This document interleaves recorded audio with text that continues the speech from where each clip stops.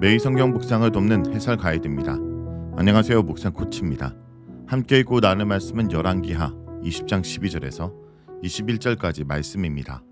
하나님께서는 히스기야의 기도를 들으시고 히스기야의 병을 고쳐주시고 15년 더 생명을 연장해 주겠다고 약속하셨습니다. 또 다윗의 가문을 지키겠다고 약속하신 그 언약을 따라 히스기야와 그 성읍 예루살렘을 지키겠다는 약속을 하셨습니다. 하지만 히스기야는 병이 나은 것을 축하로운 사절단과의 만남에서 하나님의 약속을 잊고 잘못된 선택을 합니다. 12절에서 15절은 바벨론 사신에게 모든 것을 보여준 히스기야에 대한 내용입니다. 12절에서 새로운 인물이 등장하는데 그는 발라단의 아들 바벨론의 왕 부르닷 바라단입니다. 당시 바벨론은 아수르의 속국으로 부르닷 바라단은 아수르 왕의 압박을 받고 있는 상황이었습니다.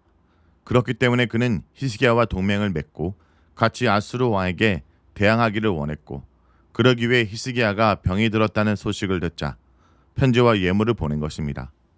선물과 편지를 받은 히스기야는 부르닷 발라단이 보낸 사자들에게 매우 호의적인 모습을 보여줍니다. 아수르의 강력한 압박에 같이 연합할 동지를 얻었기 때문입니다. 그래서 그는 자기 보물고에 금은과 향품과 무기와 창고에 있는 모든 것을 보여주었습니다. 열왕기 저자는 히스기야가 그의 왕궁과 그가 다스린 지역에서 보여주지 않은 것이 없다고 강조했는데, 이것은 히스기야의 경솔한 행동을 비난하는 말입니다. 히스기야가 자신의 물품과 무기를 보여준 것은 바벨론 사자에게 유다의 전력이 얼마나 되는지를 완전히 노출한 행동입니다. 히스기야 입장에서는 바벨론과 동맹을 얻는 입장에서 자신이 얼마나 많은 부와 무기를 가지고 있는지를 자랑하여 조금 더 유리한 위치를 점유하려는 생각이 있었을 것입니다. 당시는 아직 아수르의 사내림이 쳐들어와 조공으로 왕실과 성전의 모든 은금을 가져가기 전이라 창고에 물건이 많았던 것 같습니다. 하지만 이런 히스기야의 행동에 선지자 이사야는 매우 부정적인 반응을 보입니다. 이 일이 있은 후 선지자 이사야가 히스기야에게 찾아와 사자들에게 무슨 말을 하였는지, 그리고 그들이 어디서 왔는지 묻습니다. 어디서 왔는지 묻는 것은 그들이 누군지를 묻는 말입니다. 그러자 히스기야는 그들이 멀리서 왔다는 것을 강조하면서 바벨론에서 왔다 대답합니다. 먼 지방 사람들은 진멸의 대상은 아니지만 경계의 대상입니다. 그들은 종종 심판의 도구로서 쓰임받기도 하기 때문입니다. 히스기야가 멀리서 왔다는 말을 강조하는 것은 진멸할 대상이 아니기 때문에 동맹을 맺을 수 있지 않느냐는 의미가 담겨 있습니다. 그러자 이사야는 히스기야에게 그들이 왕국에서 무엇을 보았는지 묻습니다. 그러자 히스기야는 자신의 보물 창고에 있는 모든 것을 보여주었다 대답합니다.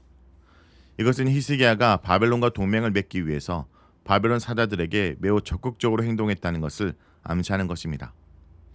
히스기야 입장에서 아수르의 심각한 군사적 위협 속에서 바벨론의 동맹을 맺고자 손을 뻗어온 것이 매우 반갑고 든든했을 것입니다. 16절에서 18절은 여호와의 심판입니다. 하지만 이사야를 통한 하나님의 심판은 매우 부정적이었습니다. 이사야는 히스기야에게 여호와의 말씀을 들으라는 명령으로 매우 심각하고 준엄하게 여호와의 심판의 선언을 전달합니다. 심판의 날이 올 것이며 그날에는 왕궁의 모든 곳과 조상들이 창고에 쌓아뒀던 모든 것이 바벨론으로 옮겨질 것이고 물건이 하나도 남지 않을 것이라고 선언합니다. 그리고 맨 마지막에 여호와께서 말씀하셨다는 말을 맺는데, 이것은 16절에서 여호와의 말씀을 들으라와 짝을 이루어 자신이 한 말이 여호와의 말씀이라는 것을 강조하고 있습니다. 이것은 자신이 한 말이 반드시 성취될 것이라는 의미입니다. 그리고 계속해서 히스기야의 직계 후손, 즉 아들이나 손자들이 바벨론에 포로로 끌려갈 뿐 아니라 그들 중에는 왕궁의 한간이 되는 자도 있을 것이라 합니다. 여기서 한간은 거세되어 궁에서 일하는 사람들로, 이것은 왕이나 왕자들이 바벨론 궁의 종이 되는 굴욕을 겪는 것을 의미하는 이상입니다. 신명기 23장 1절에 따르면 고환이 상한 자나 은경이 잘린 자는 여호와의 청에 들어올 수 없다고 하였습니다. 여호와의 청에 들어올 수 없다라는 것은 하나님 백성이 될 수 없다는 의미로, 왕의 직계 후손들이 거세가 되는 것은 다윗 가문의 후손이 끊긴다는 생물학적 문제와 함께 다윗 가문의 후손이 하나님 백성에서 제외된다는 신학적 문제를 같이 야기합니다. 이것은 단순히 물건을 모두 빼앗기는 것보다 더욱 수치스럽고 심각한 문제입니다. 이 예언은 이스라엘이 결국 바벨론에게 멸망하고 포로로 끌려갈 것이라는 의미입니다. 히스기야가 19장에서 보여준 것처럼 다른 주변의 강대국을 의지하지 않고 오로지 하나님만을 의지하면 하나님께서 지켜주시고 적을 물리쳐 주셨습니다. 그런데 20장에서 히스기야는 여호와가 아닌 바벨론을 의지하려고 하였기 때문에 하나님께서는 이런 히스기야에게 그가 의지하려는 바벨론에게 멸망당하고 치욕을 당할 것이라 선언한 것입니다. 아마 히스기야는 이런 경험을 토대로 아수르가 쳐들어왔을 때는 오로지 여호와만을 의지하고 기도했던 것으로 보입니다. 결국 유다는 아수르의 공격은 막을 수 있지만 바벨론의 침략은 막을 수 없는 운명이 되었습니다. 하나님께서는 하나님 백성이 하나님 외에 다른 것을 의지하는 것을 매우 싫어하십니다. 그것이 바로 우상 숭배이기 때문입니다. 하나님과 겸하여 섬기고 의지하는 모든 것이 바로 우상이 되는 것입니다. 현재 한국 교회는 하나님보다 권력과 돈과 숫자와 규모에 의지하여 교세를 확장하는 유혹을 받고 있습니다. 하지만 그럴수록 교회는 약해지고 기독교의 영향력이 줄어들게 됩니다. 그런데 교회는 하나님 말씀을 올바로 전하고 있는지 점검하며 회개하고 하나님을 의지하려 하기보다는 외부적 원인에 그 책임을 돌리려고 하는 것 같습니다. 하지만 여기서 하나님께서 분명히 말씀하시는 것은 사람의 생명을 주관하시고 천지를 주관하시는 창조주신 하나님을 믿지 않고 다른 것을 의지하면 하나님 백성은 하나님께서 망하게 하신다는 것입니다. 하나님의 백성과 교회는 하나님 외에 그 누구도 그 어떤 힘도 무너뜨릴 수 없습니다. 하나님께서 지키고 계시기 때문입니다. 19절은 히스기야의 반응입니다. 이런 하나님의 유다에 대한 심판 선언에 대해 히스기야의 반응은 매우 미지근합니다. 히스기야는 하나님 말씀이 선하다고 말합니다. 자신의 행동이 잘못되었다는 것을 깨닫고 하나님의 말씀에 대해 어떤 의의도 제기할 수 없기 때문입니다.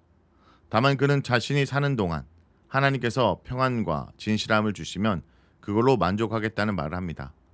여기서 평안은 하나님께서 주시는 보호하심을 말하는 것이며 진실은 하나님께서 계속해서 히스기야와 언약 관계 속에 계시며 성실함을 보여준다는 것을 의미합니다. 즉 자신이 사는 날 동안 하나님께서 함께 하시고 지켜주시는 것으로 만족하겠다는 말입니다. 여기서 히스기야의 한계를 볼 수 있습니다. 히스기야는 믿음의 인물로 여호와와 동행하며 신실하게 살았다는 평가를 받은 인물이지만 이것은 자신에게 한정된 삶이었습니다. 그는 자식들과 가족들에게 여호와 신앙에 대한 선한 영향력을 끼치며 후손들도 대대로 하나님을 신뢰하며 살도록 관심을 갖고 인도하는 데는 실패했습니다. 그의 관심이 그 자신의 인생에만 있었기 때문입니다. 20절에서 21절은 히스기야의 죽음입니다. 이 단락은 히스기야의 죽음 공식으로 특별히 저수지와 연못을 만드는 것을 그의 업적으로 말하는데 저수지와 연못은 아수르의 침략을 대비하기 위한 것으로 보입니다.